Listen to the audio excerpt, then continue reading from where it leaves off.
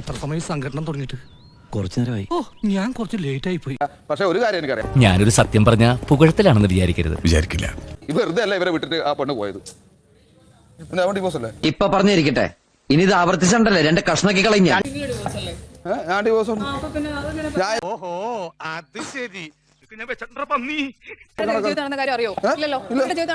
എനിക്കറിയാൻ പാടില്ല. ആൾക്കാണോ ബുദ്ധിമുട്ടായ കുട്ടിക്കാണോ ബുദ്ധിമുട്ടായെന്നൊന്നും നമുക്കറിയത്തില്ല.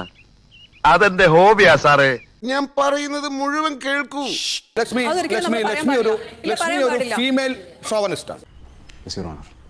നീയാണല്ലോ കോടതി.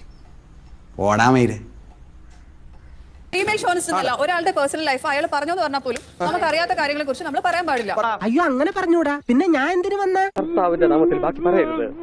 പറയാൻ പാടില്ല. ഇത് വലിയ കുരിശായല്ലോ. അവയുടെ കുരിശ് തന്നെയാണ്. അതേ തൊട്ട് കളിച്ചാൽ ഗീവർഗീസ് പുണ്യാളാണ്. ലക്ഷ്മി ഇന്നലെ എന്റെ പേഴ്സണൽ കാര്യം ചോദിച്ചത് എന്താണ്? പേഴ്സണൽ കാര്യം ചോദിച്ചു, എനിക്ക് നിങ്ങളെ അറിയത്തില്ല. എനിക്ക് റെസ്റ്റ് എടുക്കണം, വല്ലാത്ത ക്ഷീണം. ഇവന്മാരൊന്നും ജീവിതകാലത്ത് നന്നാവില്ല. അയ്യോ, 5-6 വർഷമായിട്ട് നിങ്ങൾ കുഞ്ഞുങ്ങളെ, നിന്റെ മോനെ പോലും കണ്ടിട്ടില്ല. അതെന്റെ പേഴ്സണൽ കാര്യമില്ല. നിങ്ങൾ എന്റെ പേഴ്സണൽ കാര്യം ചോദിക്കാൻ പാടില്ല. എന്താ നിന്റെ ഉദ്ദേശം? അല്ലാതെ പേഴ്സണൽ കാര്യം ചോദിച്ചിട്ട് നിങ്ങൾ അതിൽ ഇടപെടുന്നുണ്ട്. നിങ്ങളൊരു ഫീമെയിൽ ഷോവനിസ്റ്റാണ്. Female chauvinist. ആയിക്കോട്ടെ, ഞാനൊരു കാച്ചു ഉടച്ചക്രം പോലെ ആകാശ് 4 കറക്കും. ഇമേജ് പോയപ്പോ കുറച്ച് ചൊറി ഇമേജ് നിങ്ങൾ എന്നെ നാട്ടിച്ചേ അടങ്ങുള്ളൂ അല്ലേ? ഭയങ്കര സംഭവം പറഞ്ഞിട്ടാണ് നിങ്ങൾ നിൽക്കുന്നത്. അല്ല,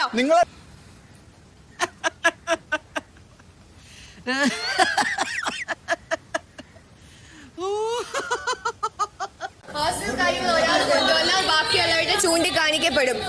ഈ കാണിച്ചിട്ടിരിക്കുന്നതിന്റെ പേര് തെമ്മാടി തരവെന്നാ. ഇവിടെ ആർക്കും ഒരു കുഴപ്പമില്ലെങ്കിൽ മാത്രം കാര്യം പറയാം.